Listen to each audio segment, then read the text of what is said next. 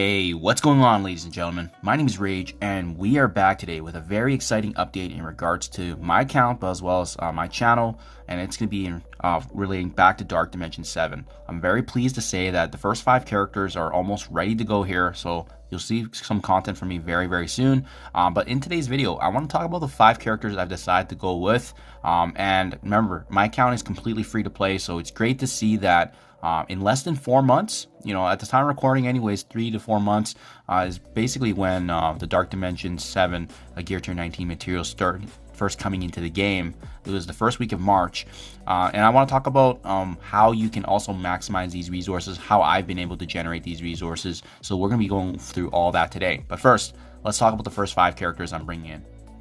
It's been pretty much a given that Apocalypse is going to be a must-have character, especially with him being a staple in the Mythic section. I am going to be starting out with him because I love the fact that he has that powerful ultimate ability to give him the empowered state. It's going to make meaningful progress, and keep in mind too, his abilities reset every time he does fall in Dark Dimension, so looking really exciting and forward to utilizing his skills once again, especially given how much success we saw in Dark Dimension 6.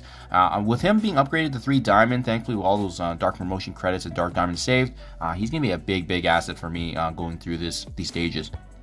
Next up, we have Robbie Reyes here in Ghost Rider, and I've already announced it very earlier on when I first made my update video in regards to my Dark Dimension 7 progress, was that he's going to be a staple. He's the king of the city section anyway, so starting off with a character like Robbie is going to be huge because you can use him in the initial sections where there's no trait specifications, but as well segueing that into the next section being city, and he's going to be a must-have just because of his kit, his utility, what he brings in value in terms of the game, and as well, both Apocalypse and Ghost Rider are actually used on my arena teams right now, so that's why I'm getting a lot of value for bringing characters like this.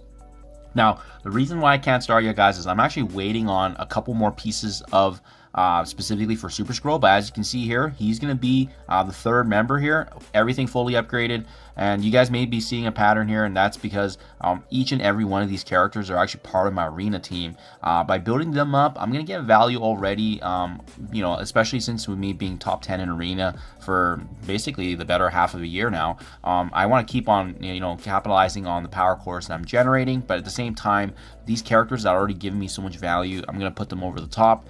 Hence why Super Scroll is a must-have as well, especially with him being part of that Mythic section. Obviously, I can't use Apocalypse and Super Scroll after the first 3 nodes until Mythic, but the value they're going to be bringing to my account is kind of why I'm weighing it like this, right? I could have brought in some other characters and segue that, but end of the day, these characters give me so much value from the day to day, and that's kind of what I'm prioritizing.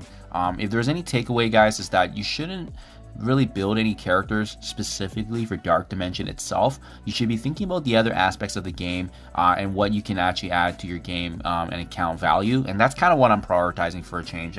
In the past, I've built up characters that are ideal for the situation in terms of making sure that we can consistently keep our attacks up, but I have heard that the first 3 nodes are pretty difficult without Scroll and Apocalypse, and at the same time, these characters are adding a lot to me already from an arena standpoint, so I'm definitely looking forward to that.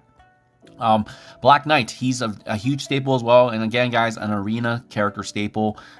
Just the value he brings in, he's going to be that fortified tank that we have soaking up the damage, but again, being a top 3 toon in the game, I'm already getting so much value. I actually recently just upgraded him to 6 red using my Dark Promotion credit, so all these characters are in a very good place in the game for me right now, hence why I want to take advantage of where their status is and fully utilize their strengths, especially given this elevated gear tier level. And then finally, guys, ideally I would have loved to take in Old Man Logan, but by me bringing in Apocalypse, that does put a damper in my mutant gear. So this is a character I want to talk about because he's definitely skyrocketed to a top 2, top 3 toon in the game since his release. But many folks like myself, if you guys were free to play, you probably would have only gotten a 4 yellow 2 red on him. That is going to hinder him a bit, but even then, I've heard his value is immense and already in Dark Dimension because of the revives he brings, the trauma, and so forth. So in a perfect world, I would have brought in Old Man Logan if I had the mutant gear. However, that's going to be later on, maybe when I do have more mutant gear, and obviously the global section would be huge. So my 5th and final character is going to be Vulture. He's cheap. He's a tech character. The fact that he's segueing also into the city with Robbie is going to be huge. So I just have to bring him up, obviously, and then get those final few pieces for Super Scroll.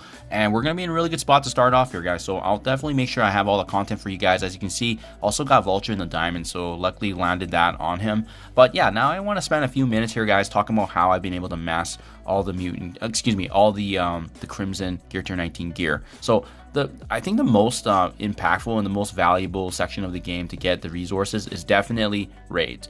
Make sure you guys are doing this day by day, because now that they've added spotlight raids into the mix here too, we have 2 different raids actually generating Crimson gear for you on a daily perspective. So if you just check out the Incursion 2 raids here, when this wraps up, you always get at least 10 orbs, and as well as 1 of the elevated epic orbs here, the Armory 19. Granting you the mini uniques, right? And I think for me personally, it's been the mini uniques that's been bottlenecked me quite a bit. Uniques has not been an issue, and then now that we have the additional spotlight rates here, let me show you the rewards here. They both compound, and it's been very, very meaningful. So you can see here that the spotlight rates. Oh, sorry, my apologies here. Only when you get to tier level 3.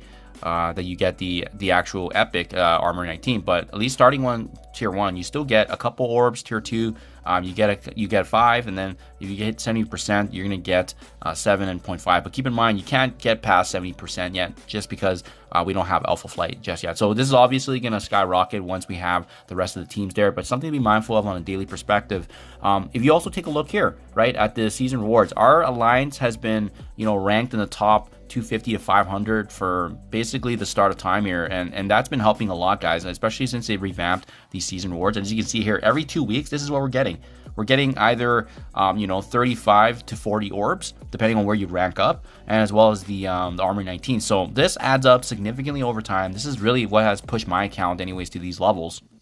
And I've also been a big fan of what they've done to the raid store as well, because they've added also an opportunity here to use elite raid credits here to actually purchase some of this. So this one right here, Crimson Gear Raid Orb, only when you've opened up all the orbs here, you can actually utilize these credits, and you can actually get more resources. So that has been definitely a big difference maker here. I've been using a couple orbs here and there to just top up myself, especially with the catalyst, the origin gear pieces, and so forth. And then finally, not recommended, but this is definitely something I always pay attention to, because this is the one way that you can actually kind of pinpoint what you need, and especially if you're missing those few pieces here and there. As you can see, I was aiming for the marrow extract, which costs 400k a piece, but that's what I've been doing, using my excess power cores. Anyways, this is probably the only spot I use power cores outside from campaign energy. So that's it for now, guys. That's basically how I've been able to amass these resources over the last three to 4 months. Very, very excited to get this content out for you guys once I have these characters upgraded. But let me know anything in comments below. This is a very powerful team. I can't wait to show you the content, and hopefully this helps you guys out in your farming as well for Crimson Gear. Thank you for your time as always, and I'll catch you guys in the next one.